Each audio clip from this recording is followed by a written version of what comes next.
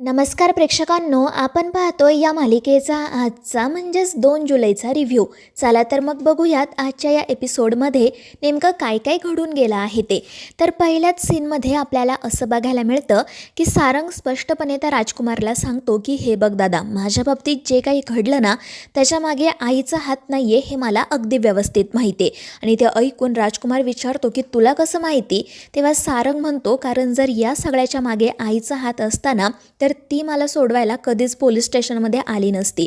पण ते ऐकून राजकुमार हसू लागतो आणि म्हणू लागतो की सारंग, तू ना खरंच अजून खूप लहान आहे, राजकारण तुला कळत नाही. तुला माहिती आहे का, मी हे सगळं आईच्याच सांगण्यावरून करतोय. तिने मला सांगितलं होतं की काही झालं ना तरी ते गुरुकुल उद्ध्वस्त करायचं आणि म्हणून मग मला गुरुकुलला सील ठोकावं लागलं. आणि हे ऐकून सारंग रागातच त्याच्याकडे पाहू लागतो. तर राजकुमार उगाचच सारंगच्या मनात तिलोत्तमाविषयी विष निर्माण करण्याचा प्रयत्न करतो. तो सतत सारंगला हे सांगत असतो की जे काही घडतंय त्यात माझा काही हात नाही आहे, मी फक्त आईच्या आज्ञेचं पालन करतोय. आणि त्यामुळे सारंग काही बोलत नाही, तो गुपचूप तेथून निघून जातो. आणि राजकुमार मात्र गालातल्या गालात हसत मनाशी म्हणू लागतो की सारंगमध्ये आणि आईमध्ये नेहमी भांडणं व्हायला हवी, म्हणजे मला जे साध्य करायचं आहे ते मला साध्य करता येईल. त्यानंतर दुसरीकडे आपल्याला असं बघायला मिळतं की अबीर जगन्नाथला त्रास देत असतो. त्याला सतत विचारत असतो की आजोबा सांगा ना, ती रूपम कंपनी नेमकी कोणाची आहे आणि त्यांनी आपलं गुरुकुल का सील केलं आहे, आणि त्या जागेचा मालक तर मी आहे ना, मग गुरुकुल सील करण्याच्या आधी त्यांनी माझी परवानगी का नाही घेतली. आणि अबीरचे हे सगळे प्रश्न ऐकून जगन्नाथजी डोक्यालाच हात लावतात आणि मग त्या मुलाला समजावत म्हणतात की हे बघ अबीर, तूच आहे त्या जागेचा मालक, मान्य आहे मला, पण तू अजून लहान आहेस ना, म्हणून त्यांनी तुझी परवानगी घेतली नाही. आणि हे बघ, तू ना आता बाकीच्या गोष्टींचा विचार करू नको, काय करायचं ते मी पाहतो, माझे प्रयत्न सुरू आहेत, लवकरच गुरुकुल पुन्हा सुरू होईल. आणि त्यावर अबीर हो म्हणतो. तितक्यात तिथे सावलीसुद्धा येते. ती अबीरला सांगत असते की अबीर, आता ना तू प्लीज जेवण करून शांतपणे झोपून घे, आजोबांना त्रास देऊ नको. पण अबीर तिचं तर काही ऐकत नाही, उलट तो सावलीवरच ओरडत म्हणू लागतो की आई, मला ना तुझं वागणंच आवडत नाही.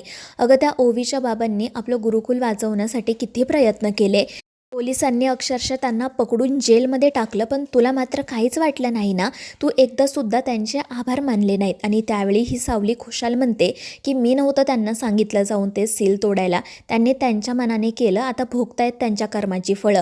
आणि सावलीचं हे असं बोलणं ऐकून शेवटी जगन्नाथजीच तिच्यावर मोठ्याने ओरडतात आणि म्हणतात की सावली, सारंगने हे सगळं आपल्यासाठी केलं आहे, आपल्या गुरुकुलसाठी केलं आहे, तुझं हे असं वागणं ना खरंच मला आवडत नाही आहे. जो माणूस आपल्या संकटाच्या वेळी आपल्याला मदत करतो ना, त्याच्याबद्दल मनात कृतज्ञता असायला हवी. आणि ते ऐकून सावली खाली मान घालते आणि जगन्नाथला सॉरीही म्हणते.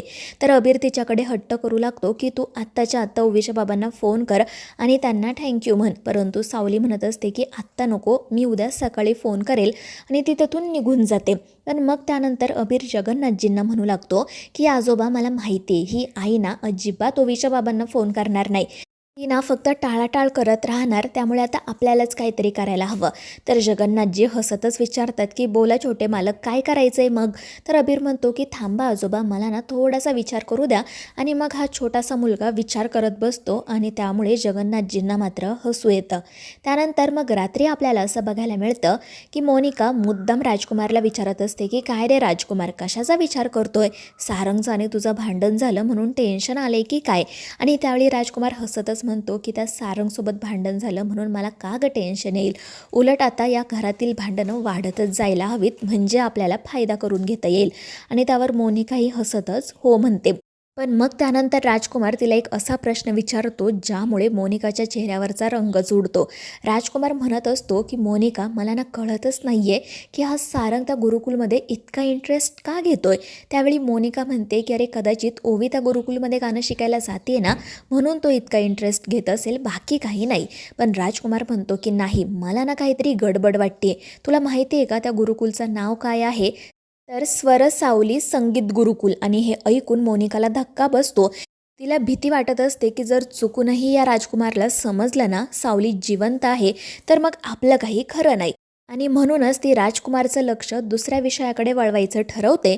परंतु राजकुमार काही ऐकायला तयारच नसतो. तो म्हणत असतो की तो जगन्नाथ पंडितनं खूप हुशार आहे. जर त्याला माहीत असतं ती सावली या जगात नाही आहे तर त्याने स्मरणार्थ वगैरे असं काहीतरी तिच्या नावापुढे लिहिलं असतं.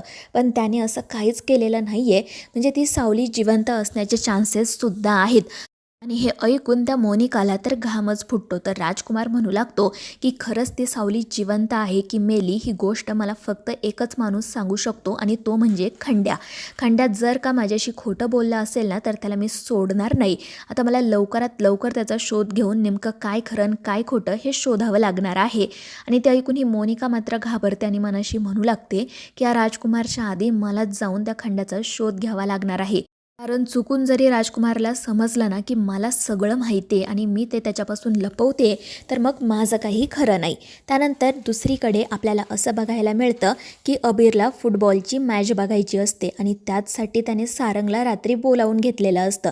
सारंगसुद्धा मस्तपैकी अबीरच्या घराबाहेर जाऊन थांबलेला असतो आणि मग अबीर हळूच घरातून बाहेर पडतो आणि सारंगसोबत मॅच बघायला निघतो.